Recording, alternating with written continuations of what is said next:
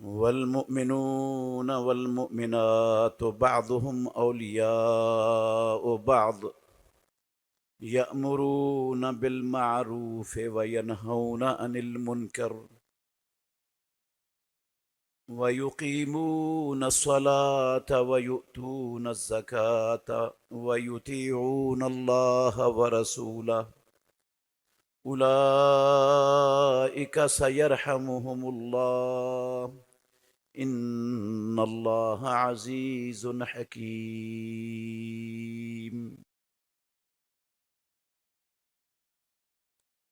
اور ایمان والے مرد اور ایمان والی خواتین ان کے بعض کے دوست ہیں، وہ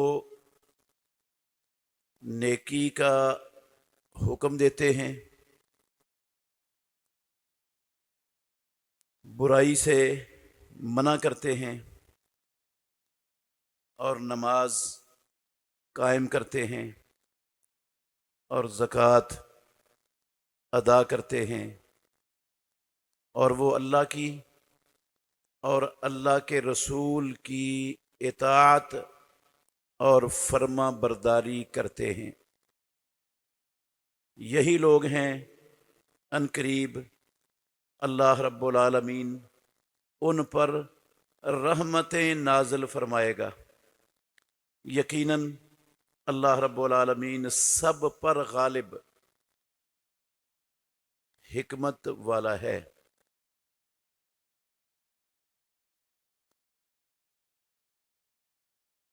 ہر قسم کی حمد و ثنا اللہ مالک العلام، اللہ وحدہ لا شریک کی ذات اقدس کے لیے بے شمار لا تعداد ان گنت درود و سلام سید الاولین والآخرین خاتم النبیین رحمت للعالمین محمد الرسول اللہ صلی اللہ علیہ وآلہ وسلم کی ذات گرامی کے لیے۔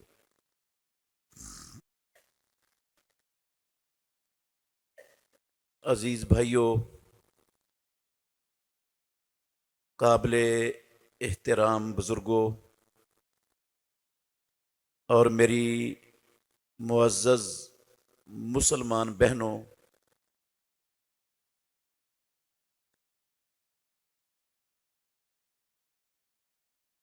آج ہم مسلمان معاشروں میں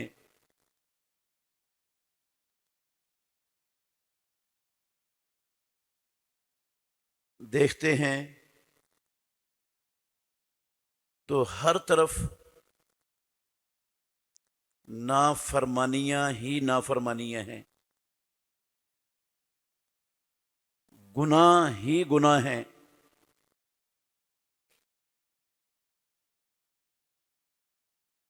اللہ کی بغاوت، رسول مکرم صلی اللہ علیہ وسلم کی بغاوت، سرکشی مسلمان معاشروں میں عروج پر ہے۔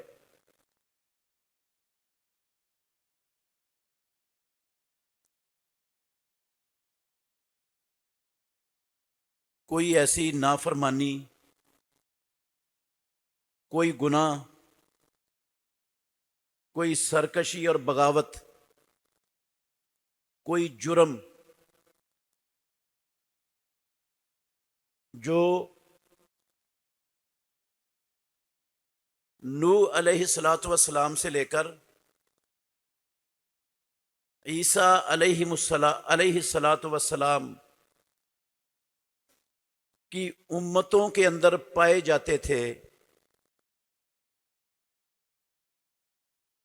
اگر ان ساری نافرمانیوں کو، ان سارے گناہوں کو، ان ساری سرکشیوں اور بغاوتوں کو ایک طرف رکھ لیں اور دوسری طرف آج کے لا الہ الا اللہ محمد الرسول اللہ پڑھنے والے، مومن مسلمان کہلانے والے، اللہ کو اپنا رب ماننے والے، قرآن کو اللہ کی سچی مقدس کتاب ماننے والے، ان کو دوسری طرف رکھ لیں تو وہ ساری کی ساری برائیاں، وہ ساری نافرمانیاں، وہ سارے جرائم اور وہ ساری بغاوتیں جو پہلی امتوں قوموں میں تھیں، وہ ساری کی ساری بدرجہ اتم آپ کو آج مسلمان معاشروں کے اندر مل جائیں گی. وہ بھی ملیں گی اور ان سے کئی گنا زیادہ اور بغاوتیں، نافرمانیاں اور گناہ جو سابقہ قوموں نے جن کا کبھی سوچا بھی نہیں ہوگا، وہ بھی آپ کو آج مسلمان امتوں معاشروں کے اندر آپ کو ملیں گے.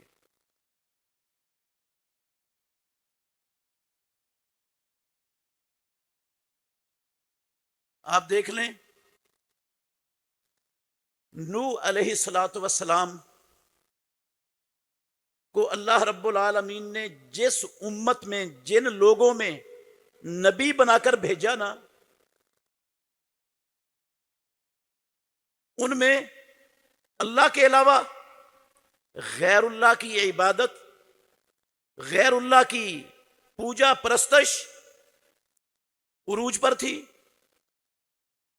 شیطان نے اس قوم کے لیے بتوں کی عبادت کو مزین کر دیا اور وہ اللہ کی عبادت چھوڑ کر بتوں کی عبادت میں لگ گئے سب.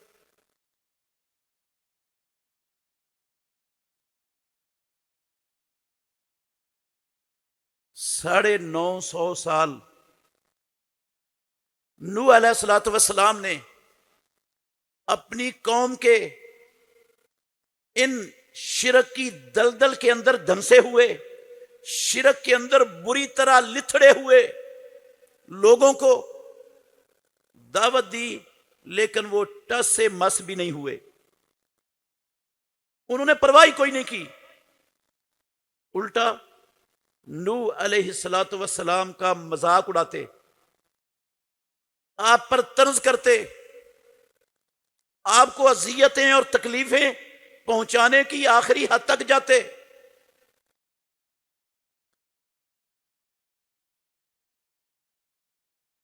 نوح علیہ الصلوۃ والسلام سے لے کر عیسیٰ علیہ الصلوۃ والسلام تک 1,00,000 سے زیادہ کم و بیش جتنے بھی نبی آئے نا، ہر امت کے اندر شرک پایا جاتا تھا، شرک موجود تھا، غیر اللہ کی پوجا پرستش عام تھی. اور ہماری قوم میں، آج کے مسلمان معاشروں میں، آج کے لا الہ الا اللہ محمد الرسول اللہ پڑھنے والوں میں جیسا شرک نوح علیہ الصلوۃ والسلام سے لے کر عیسیٰ علیہ الصلوۃ والسلام تک تھا نا، اس سے کئی گنا گندا، غلیظ، نجس اور پلید شرک اللہ کی قسم آج مسلمان معاشروں کے اندر اسلام کے نام پر، توحید کے نام پر پھیلایا جاتا ہے اور موجود ہے اور پایا جاتا ہے.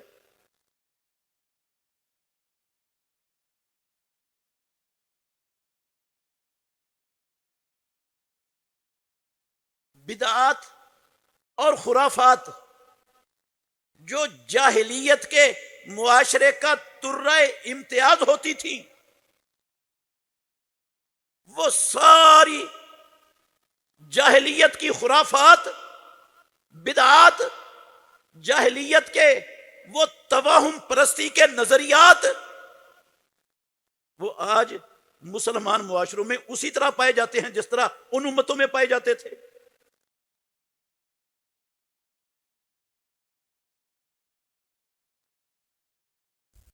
بے حیائی، فحاشی، اریانی، بے پردگی، مردوں کا عورتوں کی مشابہت کرنا اور عورتوں کا مردوں کی مشابہت کرنا، یہ پہلی امتوں میں بھی تھا، آج بھی پایا جاتا ہے، سارے مسلمانوں کے اندر موجود ہے.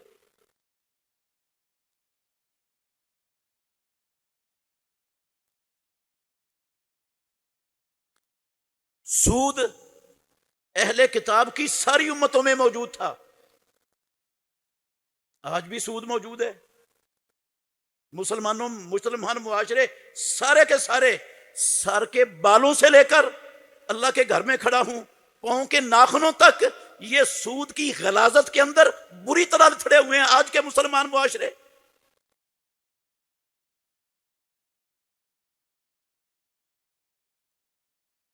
ان میں اگر کم تولنے والا، کم ماپنے والا جرم اور گناہ تھا تو آج بھی کلمہ پڑھنے والے معاشروں میں یہ کم تول ماپ اس کا عروج ہے۔ اس کو عقل مندی سمجھا جاتا ہے، اس کو تجارت کا نام دیا جاتا ہے۔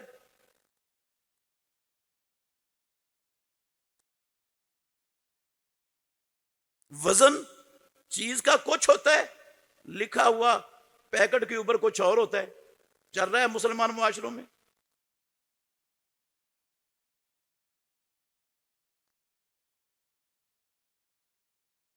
قوم لوط جس وجہ سے اللہ کے دردناک عذاب کا شکار ہوئی، وہ قوم لوط والا گندا فعل آج مسلمانوں کے اندر عروج پر ہے۔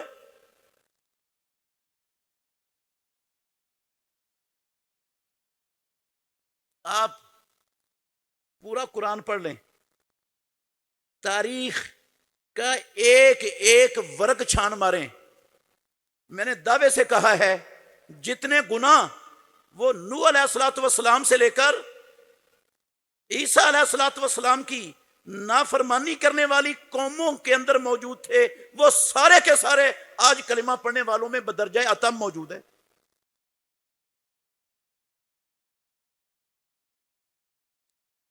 اور اس سے بھی زیادہ گناہ موجود ہیں، ان سے بھی زیادہ ہے۔ وہ اگر اپنی بچیوں کو زندہ دفن کر دیتے تھے تو آج بھی اللہ کی قسم ایسے معاشروں کے اندر قانونی طور پر وزارتیں قائم ہوتی ہیں، یہ والا گندا گناہ آج بھی موجود ہے، حکومتیں سرپرستی کرتی ہیں اس عمل کی۔ وہ چوریاں ڈکیٹیاں کرتے تھے، وہ بدکار تھے، چوری ڈکیٹی بدکاری آج مسلمان معاشروں کے اندر عروج پر ہے۔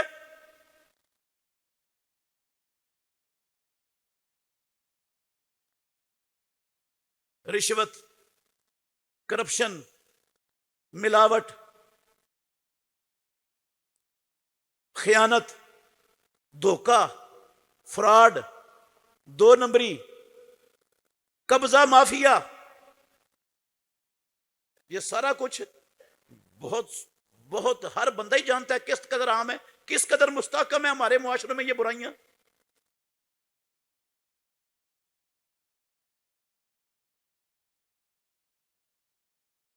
رشتوں کا توڑنا، رشتہ داروں سے ناراض ہو جانا، بول چال بند کر دینا، آنا جانا ختم کر دینا، خوشی غمی تک کے تعلقات توڑ کے بیٹھ جانا۔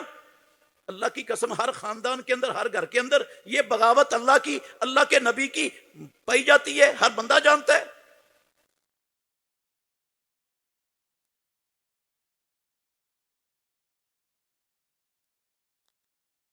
اپنے جان پہچان والوں سے، دوستوں سے، ہمسایوں سے، کلاس فیلوز سے، کاروباری ساتھ تعلق رکھنے والے لوگوں سے بول چال بند کر لینا، وہ رشتہ داری توڑنے میں نہیں آتا لیکن قطع تعلقی میں آتا ہے۔ قطع تعلقی ہمارے معاشرے میں عروج پر ہے۔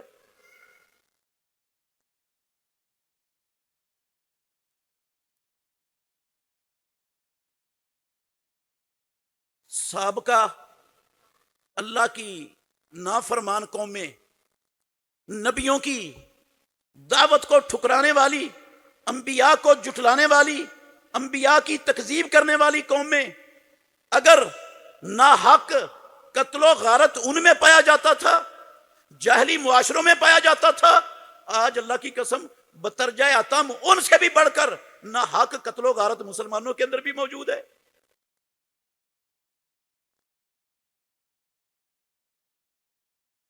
چھوٹی چھوٹی معمولی معمولی چیزوں پر جھگڑے ہوتے ہیں اور نتیجہ قتل ہو جاتا ہے.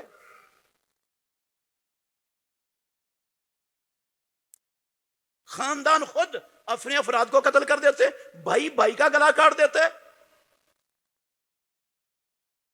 سسرال والے بہو کا گلا کاٹ دیتے. ہو رہا ہے ہمارے معاشروں میں، مسلمان گھروں میں، خاندانوں میں.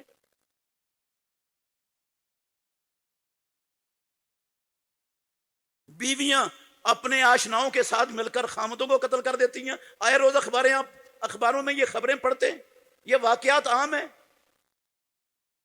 مسئلہ ہی کوئی نہیں.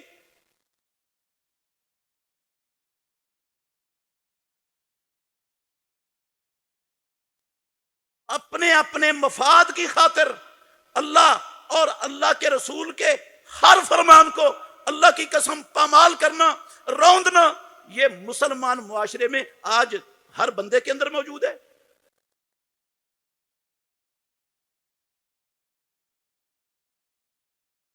نہ اللہ کے فرامین کی پرواہ، نہ رسول اللہ صلی اللہ علیہ وسلم کے فرامین کی پرواہ، نہ اللہ کی کتاب کی تعلیمات کی پرواہ. مقصد ہے تو صرف اپنا ذاتی مفاد ہے آگے، باقی ہر شے پیچھے.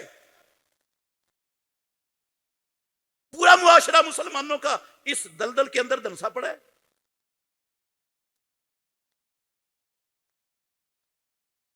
اور جن کاموں کا پروردگار نے اپنے قرآن میں اپنے آخری نبی محمد الرسول اللہ صلی اللہ علیہ وسلم کے عمل و زبان سے جن کا حکم دیا تھا، جن کو اللہ نے اپنے بندوں پر فرض کیا تھا، اللہ کی قسم وہ سارے کے سارے فرائض چند لوگوں کے سوا سب نے پامال کر دیے اور دن رات پامال ہو رہے ہیں.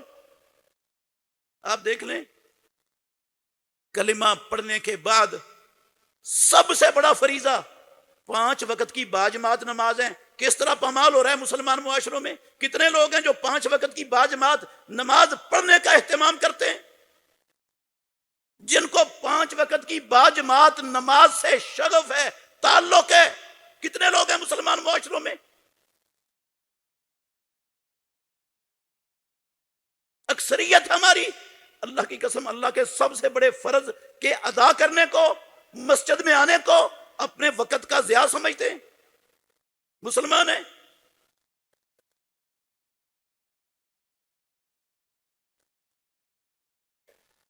زکوٰۃ جن کو اللہ نے صاحب نصاب بنایا، ان میں زکوٰۃ دینے والے کتنے؟ چند لوگ ملیں گے، چند لوگ صرف. اکثریت وہ زکوٰۃ دینے کے لیے تیار ہی نہیں، زکوٰۃ کو بوجھ سمجھتے ہیں، چٹی سمجھتے ہیں.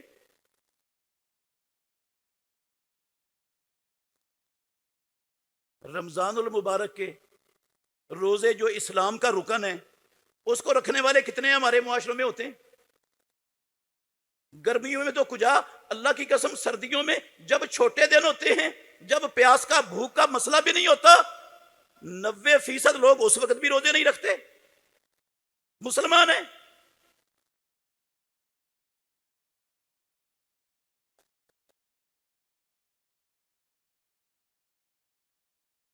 جن کو اللہ نے حج کرنے کی، عمرہ کرنے کی استطاعت دی ہوئی ہے، بہت سارے ہیں، مالی طور پر بڑے مضبوط ہیں، لیکن حج عمرہ کرتے نہیں. یہ فریضہ ادا کرنے کا سوچا ہی نہیں کبھی، انہوں نے تیار ہی نہیں، ضرورت ہی نہیں کبھی محسوس کی. اللہ کے فرمان کی، اللہ کے نبی کے طریقے کی کوئی اہمیت ہی نہیں ان کے ہاں.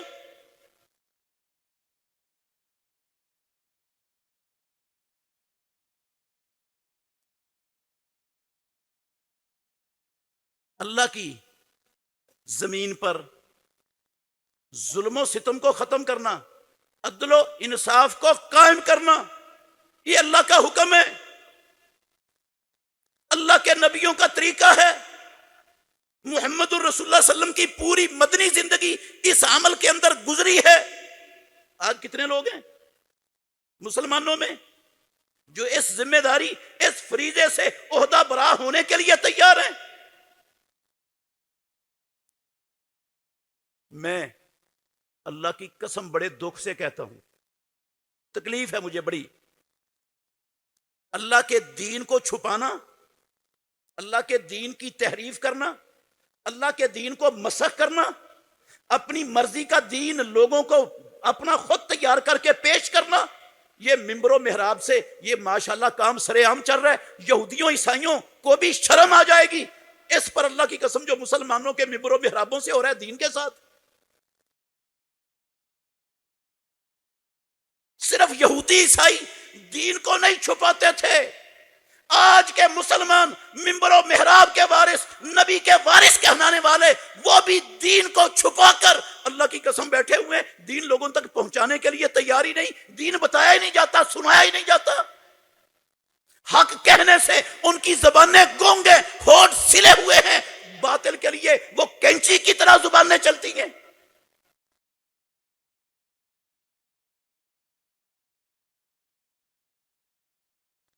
وہ اپنی کتابوں میں رد و بدل کرتے تھے، ہم بھی کرتے ہیں۔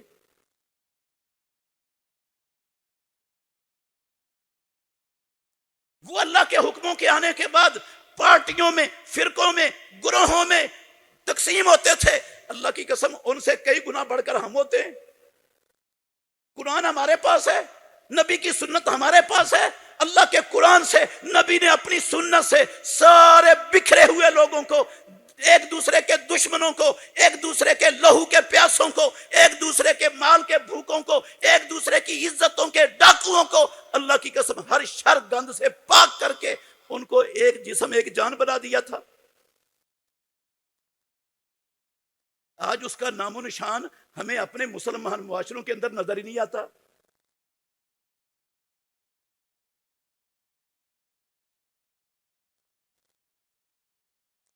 کیوں؟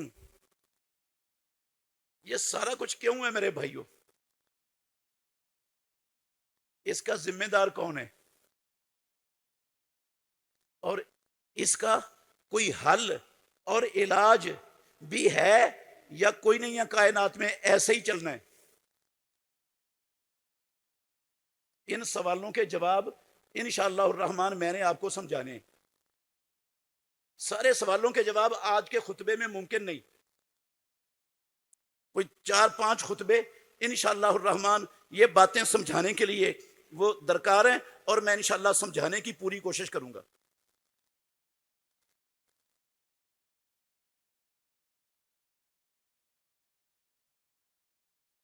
اور یہ جو میں نے تھوڑا سا تذکرہ کیا نا، یہ برائیوں کا، یہ منکرات کا، یہ سرکشیوں نافرمانیوں کا، یہ جرائم اور گناہوں کا، یہ دن بدن معاشروں میں گھٹنے کی بجائے زیادہ ہو رہے ہیں، کم ہونے کی بجائے بڑھ رہے ہیں، سکڑنے کی بجائے اللہ کی قسم دن بدن ہمارے معاشروں کے اندر پھیل رہے ہیں۔ کون ہے ذمہ دار؟ ہم تو مسلمان تھے، ہمیں تو اللہ نے محمد الرسول اللہ کے امتی بنا کر ساری امتوں میں سب سے افضل بنایا تھا۔ ہماری یہ کیفیت، یہ حالت کیوں ہے؟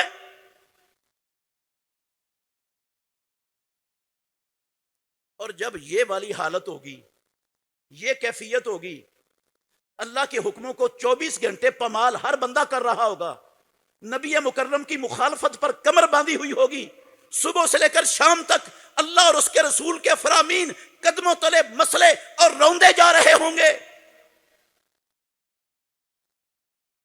اور کسی کے کان پر جوں تک نہیں رینگے گی۔ ہر ایک کو اپنی ذات، اپنی دنیا، اپنا مفاد، اپنا سٹیٹس وہ مقدم ہوگا ہر ایک کے لیے۔ تو میرے بھائیوں، میں دیانتداری سے کہتا ہوں، پھر جو حالات ہیں نا، ہمارے جو حالات بنے ہوئے ہیں امت مسلمہ کے، پارا پارا ہے، بکھری ہوئی ہے، یہودیوں عیسائیوں کے اداروں کی غلامی کے شکنجوں میں جکڑی ہوئی ہے بری طرح۔ 60 کے قریب حکومتیں ہو کر 80 لاکھ سے زیادہ ریگولر آرمی ہونے کے باوجود، دنیا کی جدید ترین ٹیکنالوجیوں کے مالک ہونے کے باوجود، ایٹمی صلاحیت کے مالک ہونے کے باوجود اللہ کی قسم اس قدر ذلیل، اس قدر کمینے، اس قدر گھٹیا کہ اپنے اوپر بھی اللہ کا حکم نافذ کرنے کا اختیار نہیں رکھتے، اختیار ہی نہیں کچھ۔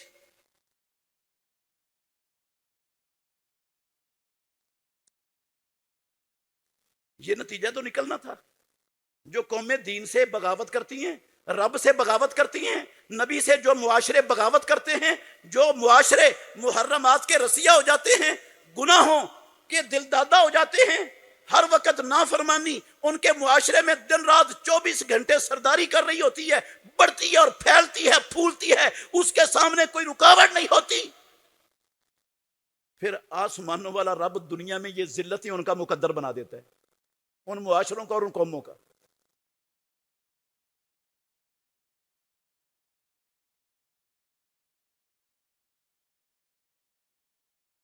وجہ کیا ہے؟ سبب کیا ہے؟ میرے بھائیوں، بے شمار اسباب ہیں۔ آج میں نے ایک سبب کی طرف صرف اشارہ ہی کرنا ہے۔ ایک بنیادی سبب ان نافرمانیوں کے، ان جرائم کے، ان گناہوں کے، ان سرکشیوں بغاوتوں کے، ان برائیوں کے عام ہونے کا، پھیلنے کا، دن بدن بڑھتے چلے جانے کا ایک بہت بڑا بنیادی سبب اور بھی ہیں، وہ بھی آئیں گے کبھی انشاءاللہ الرحمن، بتاؤں گا وہ سارے، لیکن ایک سبب بڑا بنیادی اور اہم ہے، وہ ہے میرے بھائیوں نیکی کا حکم نہ دینا، برائی سے منع نہ کرنا، وہ ہے خیر کی دعوت دینے میں بخل کرنا، کنجوسی کرنا، خیر کی دعوت سے جو ہے نا اپنے آپ کو ہٹا دینا، چھوڑ دینا، یہ بنیادی اور بہت بڑا سبب ہے۔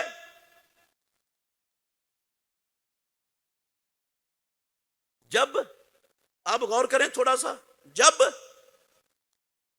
برائی سے، نافرمانی سے، جرم سے، گناہ سے روکنے کے لیے معاشروں میں زبانیں چل رہی ہوں تو لوگوں کے دلوں میں اللہ کی قسم اس گناہ کی نفرت پیدا ہو جاتی ہے، لوگ اس کو برا سمجھتے ہیں، لوگ اس سے بچنے کی کوشش کرتے ہیں، لوگ اس سے دور ہٹتے ہیں، اپنے دامن کو بچانے کی فکر میں رہتے ہیں، کیونکہ ہر زبان چل رہی ہوتی ہے اس کی مذمت کرنے کے لیے، اس کے انجام کو بیان کرنے کے لیے، اس برائی کو برا ثابت کرنے کے لیے۔ زبانیں جب چلتی ہیں تو لوگ نفرت کرتے ہیں، بچ جاتے ہیں معاشرے۔ جب نیکی کا حکم دیا جا رہا ہوتا ہے، ہر زبان اچھائی کا، خیر کا، بھلائی کا، دعوت کا، فرائض کو ادا کرنے کا، اللہ اور اللہ کے رسول کے فرمانوں کو، حکموں کو ماننے کا، جب ہر زبان یہ عمل کر رہی ہوتی ہے، حکم دے رہی ہوتی ہے، پیدا کرنے والے کی قسم ہے انسان کے اندر اس کا شوق بڑھ جاتا ہے، اس کے لیے رغبت پیدا ہو جاتی ہے، اس کے اندر اس کا کرنے کو دل چاہتا ہے، پھر وہ یہ فطرت ہے انسان کی، رب نے بنائی ہے۔ اور جب نیکی کرنے والے بڑھ جاتے ہیں، نافرمانیوں سے، برائیوں سے، گناہوں سے، جرائم سے، بغاوتوں سے نفرت دل میں پیدا ہو جاتی ہے، تو پھر اچھے لوگ طاقتور ہو جاتے ہیں اور برے لوگ ان معاشروں میں کمزور ہو جاتے ہیں۔ اور جب معاملہ الٹ ہو جائے، کوئی خیر کی دعوت دینے والا ہو ہی نہ، کوئی نیکی کا حکم دینے والا ہی نہ ہو، کوئی برائی سے روکنے والا، منع کرنے والا، برائی کی قباحت کو، شناعت کو بیان کرنے والا نہ ہو، جب یہ چیزیں چھوٹ جائیں تو اللہ کی قسم پھر نیکیوں کی طرف رغبت بھی ختم ہو جاتی ہے، پھر برائیوں سے نفرت بھی کیا ہوتی ہے؟ ختم ہو جاتی ہے، نفرت ہی نہیں رہتی برائی سے، اور آہستہ آہستہ وہ برائی انسان کی زندگی کا جز اور حصہ بن جاتی ہے، پھر وہ اس کو چھوڑنا بھی چاہے تو چھوڑ ہی نہیں سکتا۔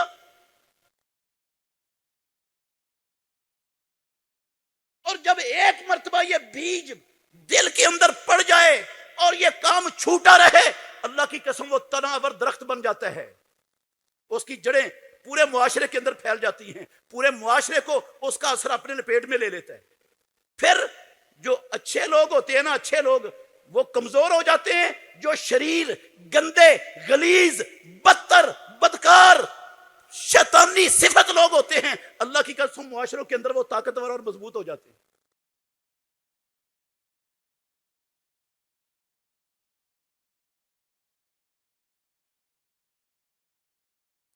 آپ میری بات پر یقین نہ کریں، آپ اکیلے بیٹھ کر خود اس بات کو ضرور تھوڑا سا سوچنا، غور کرنا، کیا یہ فطری بات نہیں ہے؟ انسان کی فطرت ایسی نہیں ہے؟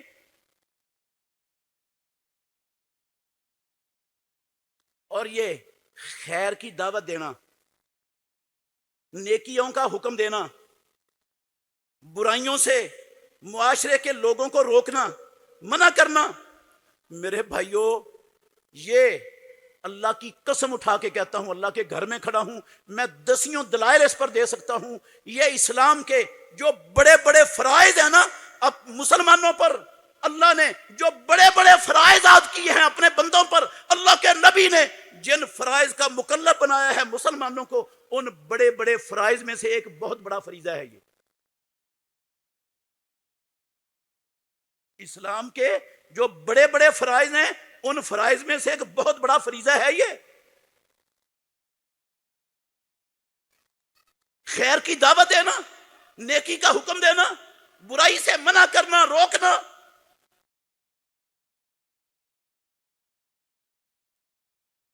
کس نے کہا فریضہ ہے؟ میں نے نہیں کہا، قرآن میں لکھا ہوا ہے۔ پیارے پیغمبر محمد الرسول اللہ صلی اللہ علیہ وسلم کی احادیث بھری پڑی ہیں اس دلائل سے۔ آپ تھوڑا سا غور کریں، جو آیت میں نے آپ کے سامنے تلاوت کی ہے، یہ سورہ توبہ کی 71 نمبر آیت ہے۔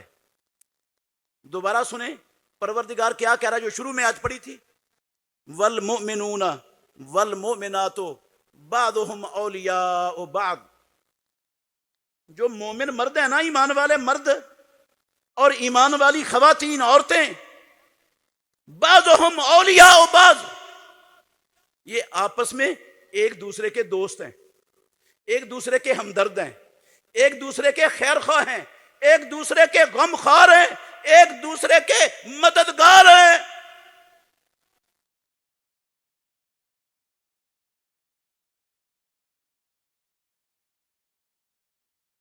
ایک دوسرے کی خوشی غمی میں اس کے ساتھ حصہ بٹانے والے ہیں۔ اولیاء بعض، کام کیا ہے ان کا؟ اللہ اکبر، یامرون بالمعروف ہے، اللہ کہتے ہیں یہ نیکیوں کا حکم دیتے ہیں۔ کون دیتے ہیں؟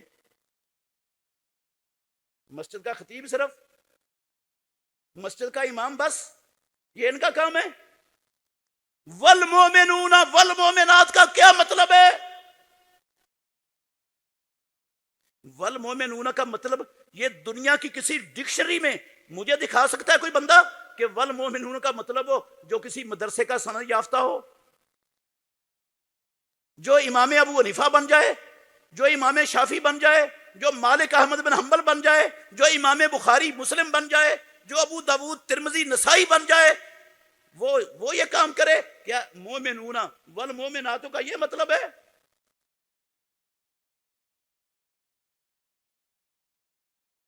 جو بھی اللہ کو رب ماننے والا بندہ، ایمان والا مرد ہے، جو اللہ کو رب ماننے والی عورت ہے، جو محمد الرسول اللہ کو اللہ کا سچا نبی ماننے والا مرد ہے، جو اللہ کے نبی محمد الرسول اللہ کو ماننے والی عورت ہے، والمومنون والمومنات، قرآن کو ماننے والے مرد اور ساری عورتیں،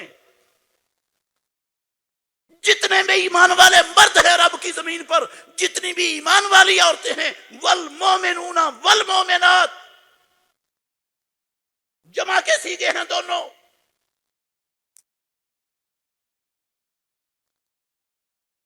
اور یہ جمع مذکر سالم اور جمع مؤنث سالم ہے، جمع سالم ہے۔ جمع سالم پر جب الف لام بھی آ جاتا ہے نا تو پھر وہ عموم ہر فرد کے لیے ہوتی ہے۔ वल मोमिनात, ये सिर्फ मौलवियों का काम नहीं है, मस्जिद के इमामों खतीबों का काम नहीं है। वो चीखो पुकार करें, वो हर जुमे दुहाई देते रहें, वो तुम्हारे जो है ना वो कान जो है उनको छीनते रहें हर वक्त।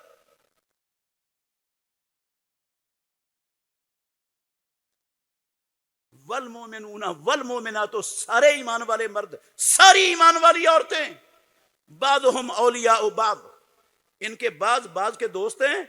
यामुरूना बिल मारूफ, सब के सब मुआशरे के अंदर जितनी नाफरमानियां हो रही हैं अल्लाह की, जितने फराइज को छोड़ा जा रहा है, जितने अल्लाह के अहकामात को पसे पुष्ट डाला जा रहा है, जितने अहकामात का तर्क आम हो रहा है, उनको करने के लिए हुक्म देते हैं।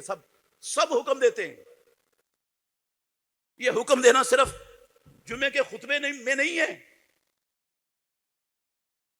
और मौलवी का काम नहीं है, खतीब का काम नहीं है अकेले का। मोमिनून सिर्फ खतीब और मौलवी और इमाम नहीं है मस्जिद के।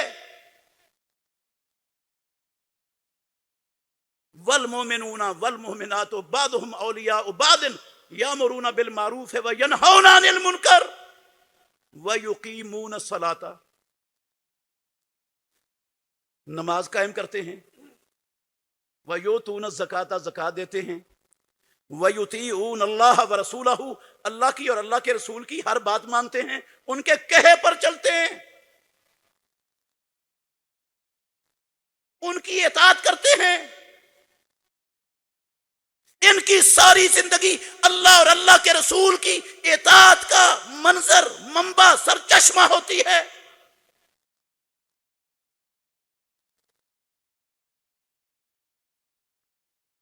उलाइका सयरहमुहुमुल्लाह,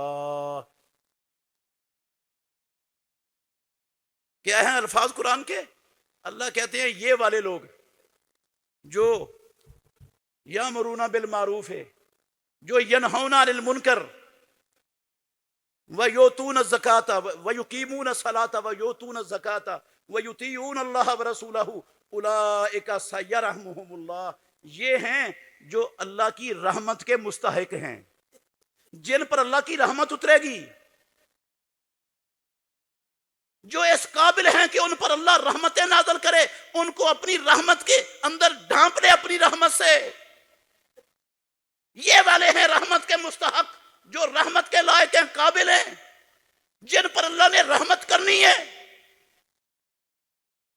क्या रहमत की सिर्फ मस्जिद के मौलवी और इमाम को, खतीब को जरूरत है, या हर बंदे को जरूरत है कि अल्लाह की रहमत मिले उसे?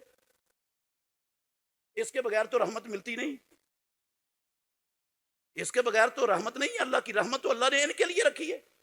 उलाइका सयरहमुहुमुल्लाह, रहमत अल्लाह की इन पर होगी जो ये काम करेंगे, जो इस आयत में मैंने अपने बंदों का फरीजा बयान किया है।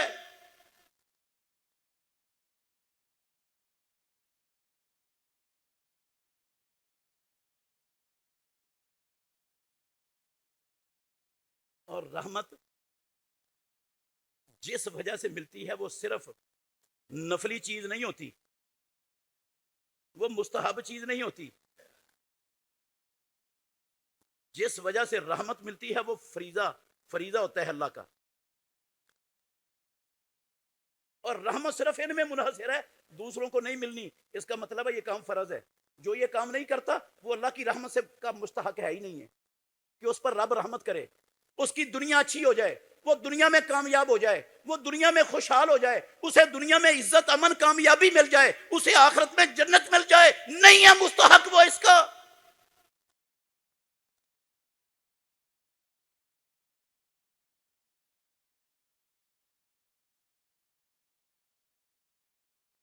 अल्लाहु अकबर।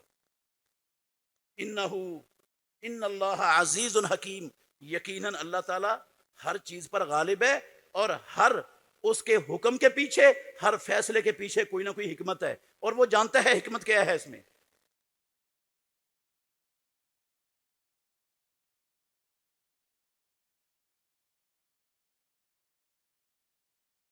अल्लाह ने अपने नबी मुहम्मदुर रसूलुल्लाह सल्लल्लाहु अलैहि व आलिहि वसल्लम को हुक्म दिया है, हुक्म خاتم النبیین کو حکم دیا ہے، خذ العفو وامر بالعرف واعرض عن الجاہلین۔ اے کائنات کے امام، خاتم النبیین، رحمت للعالمین، محمد الرسول اللہ صلی اللہ علیہ وسلم، خذ العفو، جتنے لوگ آپ کی دعوت میں رکاوٹیں ڈال رہے ہیں، آپ کے خلاف پراپے گنڈے کر رہے ہیں، آپ کو برا بلا کہہ رہے ہیں اپنی زبانوں سے، آپ کی دعوت کا رستہ روکنے کے لیے دن رات متحرک ہیں، آپ کے خلاف 24 گھنٹے سازشیں بناتے ہیں، ان سازشوں کو پورا کرنے کے لیے امر پیرا رہتے ہیں ان پر، فاعف عنہم واعف عنہم، ان کو کیا کر دے؟ معاف کر دے، پرواہ نہ کر ان کی۔ خذ العفو، درگزر، معافی، یہ اپنا شیوا بنا لو۔ جو تنگ کرتا ہے اس کو بھی درگزر کر دو، اس سے جو سازشیں کرتا ہے اس سے بھی درگزر کرو، جو آپ کے خلاف منصوبے بنا کر ان پر چلتا ہے، اذیتیں پہنچانے کا سبب بنتا ہے، خذ العفو، ان کو بھی معاف کر دو۔ جتنے آپ کی دعوت دشمن سب کو معاف کر دو۔ پیدا کرنے والے کی قسم ہے، اللہ کے نبی نے اس پر عمل کیا اور ہمیشہ ہی معاف کیا، سب کو معاف کر دیا۔ اپنی ذات کے لیے، اپنے مفاد کے لیے پیدا کرنے والے کی قسم، پوری زندگی محمد الرسول اللہ صلی اللہ علیہ وسلم نے نہ کسی کے خلاف زبان چلائی، نہ کسی کے خلاف ہاتھ اٹھایا۔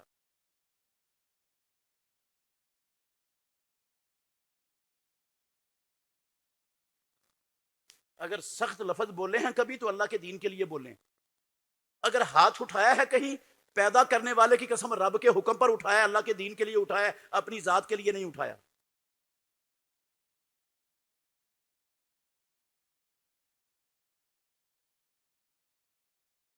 خذ العفو وامر بالعرف، نماز پڑھنے کا حکم دو، روزے رکھنے کا حکم دو، زکوٰۃ ادا کرنے کا حکم دو، حج کرنے کا حکم دو، والدین کے ساتھ حسن سلوک کا حکم دو، رشتہ داریاں جوڑنے کا حکم دو، سب لوگوں کے حقوق ادا کرنے کا حکم دو انہیں۔ وامر بالعرف، جتنی نیکیاں ہیں، جتنے معروف کام ہیں کائنات میں جو اللہ رب العالمین نے جن معروف کاموں کا، جن نیکیوں کا ان کی دنیا اور آخرت سنوارنے کے لیے رب نے نازل کیے ہیں، جن کا حکم دیا ان سب کا حکم پہنچاؤ ان تک، دو ان کو۔ وامر بالعرف،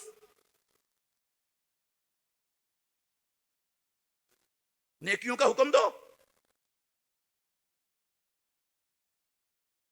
وَأَعْرِضْ عَنِ الْجَاهِلِينَ، نیکی کا حکم دینے پر کوئی آپ کے درپے ہو جائے، آپ کی اذیتیں دینے کے لیے، آپ کو تکلیفیں پہنچانے کے لیے وہ سرگرم ہو، عارض، ان جاہلوں سے اعراض کر جائیے، نیکی کا حکم دیتے چلے جائیے۔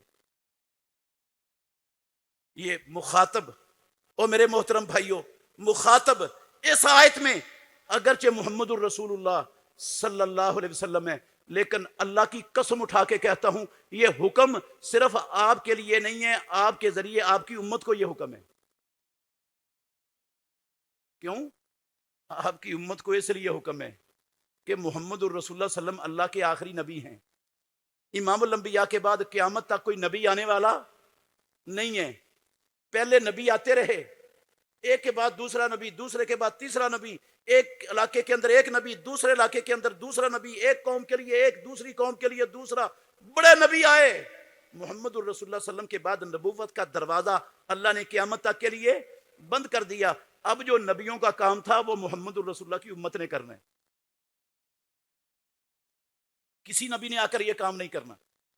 اب نبی کا کلمہ پڑھنے والوں کی ذمہ داری ہے، ان کے اوپر فرض ہے، حکم ہے مالک الملک کا، وامر بالعرف، جتنے نیکی کے کام ہیں، جتنی اچھائیاں ہیں، جتنی بھلائیاں ہیں، مسلمانوں کو، اللہ کے بندوں کو، اللہ کی زمین پر بسنے والوں کو ان ساری بھلائیاں، نیکیوں، خیرات، اچھائیوں کو اپنانے، اختیار کرنے، ان پر چلنے کا حکم دو اے محمد صلی اللہ علیہ وسلم۔ اور آپ کے بعد آپ کی امت کو حکم ہے، کلمہ پڑھنے والوں محمد الرسول اللہ کا وامر بالعرف، جتنی نیکیاں آپ جانتے ہو، جتنی نیکیوں کا آپ کو پتہ ہے، جتنی خیرات کا آپ تک پہنچ چکی ہیں کہ یہ نیکی کا کام ہے، اچھائی ہے، فرض ہے، فرض جہاں تک تمہارا بس چلتا ہے اپنی استطاعت کے مطابق جہاں تک اس حکم کو پہنچا سکتے ہو پہنچاؤ، وامر بالعرف۔ اور اس راستے میں جو رکاوٹیں آئیں، جو عداوتیں اٹھیں، جو دشمنیاں اٹھیں، جو تکلیفیں پہنچیں، عارض ان سب سے منہ موڑ لو، اعراض کر لو۔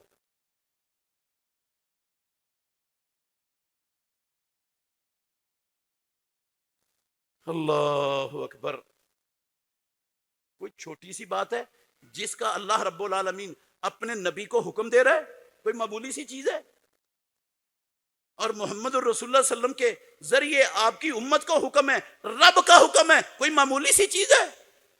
صرف رب کا حکم نہیں، امام الانبیاء نے کہا، صحیح بخاری کی حدیث کے لفظ ہیں، کیا کہا؟ یہ ایک جملہ ہی پڑھتا ہوں آپ کے سامنے، بلغوا عنی ولو آیہ۔ او مسلمانوں، او محمد الرسول اللہ کو نبی ماننے والوں، اللہ کو اپنا رب کہنے والوں، آخرت پر ایمان رکھنے والوں، بلغوا عنی ولو آیہ، مسلمانوں مجھے نبی مانتے ہو؟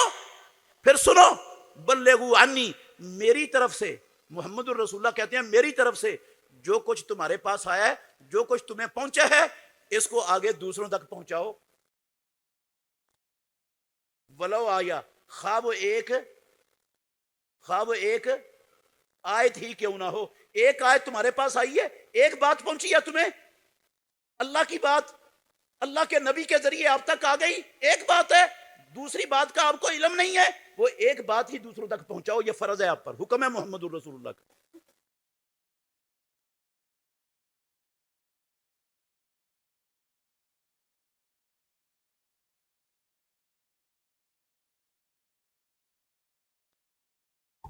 اللہ اکبر۔ خطبہ دیا رسول اللہ صلی اللہ علیہ وسلم نے حجۃ الوداع کا،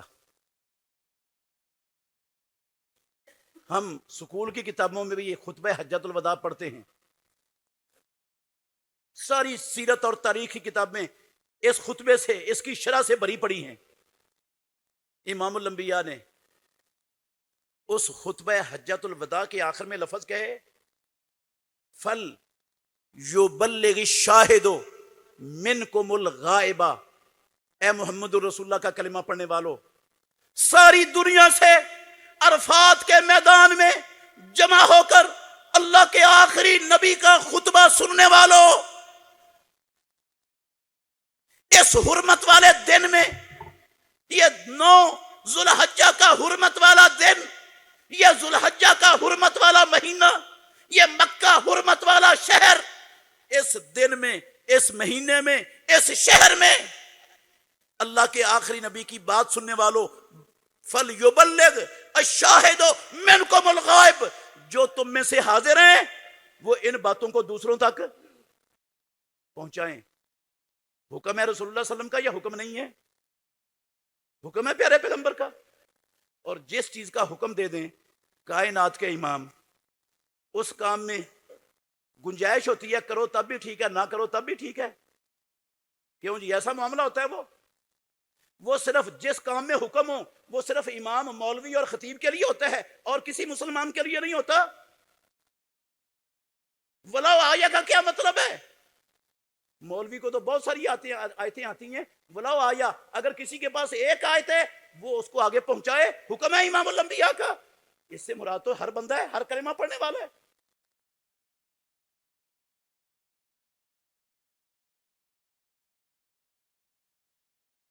جب میرے گھر میں برائیاں ہیں، نافرمانیاں ہیں، گناہ ہیں، معاصی ہیں، جرائم ہیں، میں نے کبھی زبان سے اس سے روکا ہی نہیں۔ میں جن کاموں کا اللہ اور اس کے رسول نے حکم دیا، جو فرائض ہیں، اس میں کوتاہیاں ہیں، لاپرواہیاں ہیں، لا ابالی پن ہے، میں نے کبھی ان کی ترغیب ہی نہیں دی۔ تو میری اولاد میں، میرے خاندان میں، میرے معاشرے میں اس نیکی کی رغبت پیدا ہوگی کبھی؟ اس برائی سے نفرت پیدا ہوگی کبھی؟ اچھائی، اچھے معاشرے میں اچھے انسان پیدا ہوں گے کبھی؟ کبھی خیر والے لوگ مضبوط ہوں گے، طاقتور ہوں گے؟ وہاں تو شر ہی جنم لے گی، شر ہی پروان چڑھے گی، شر ہی طاقتور ہوگی، شریر ہی وہ ہر چیز پر غالب آئیں گے۔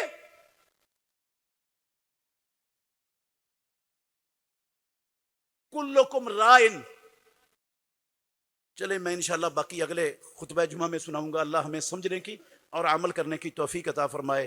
اقول قولی ھذا واستغفر اللہ لی ولکم ولسائر المؤمنین فاستغفروا انہ ھو الغفور الرحیم۔ بڑا اہم خطبہ ہوگا آگے والا اس حوالے سے۔ آج چند چیزیں بیان ہوئی ہیں، اگلے خطبے اس سے بہت بڑی اور اہم باتیں آپ کو سناؤں گا۔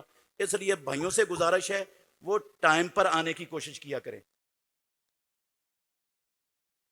ناراض نہیں ہونا میرے بھائیوں، یہ جمعہ رب پر احسان چڑھانے کے لیے نہیں ہوتا۔ ہاں، یہ جمعہ مولوی صاحب کی چیخو پکار کرنے کے لیے نہیں ہوتا صرف۔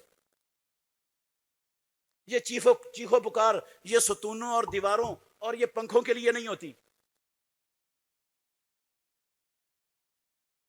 یہ دیواریں سنتی جائیں اور میں اور آپ ہم اپنے گھروں میں بیٹھے رہیں، اور اس وقت آئیں جب جمعے کا خطبہ ختم ہونے والا ہو۔ پیدا کرنے والے کی قسم ہے جمعہ اللہ نے اس لیے رکھا ہی نہیں۔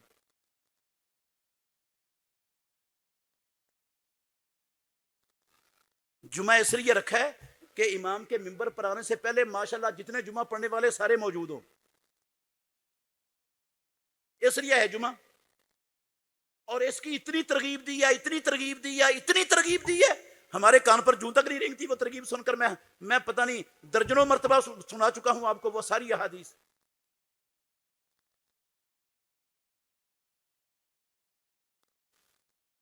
اللہ سے دعا کریں اللہ ہمارے دلوں کو نرم کر دے، اللہ ہمارے سینے کھول دے، ہمارے دلوں کی سختی رب اپنے فضل و کرم سے دور کر دے، ہم سمجھنے والے اور عمل کرنے والے بن جائیں۔ تو اس لیے میں تو گزارش ہی کر سکتا ہوں، منوا تو نہیں سکتا۔ منت کروانے آپ کی منت بھی کرنے کے لیے تیار ہوں انشاءاللہ۔ منت ہے آپ کی، اللہ کے لیے کوشش کیا کریں میرے ممبر پر آنے سے پہلے پہلے موجود ہوں مسجد میں۔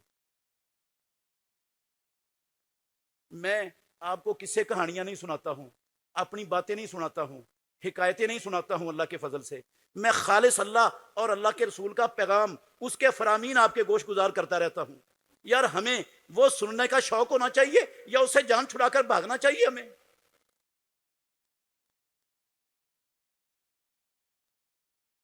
اقول قولی ھذا واستغفر اللہ لی ولکم ولسائر المؤمنین فاستغفروا انہ ھو الغفور الرحیم۔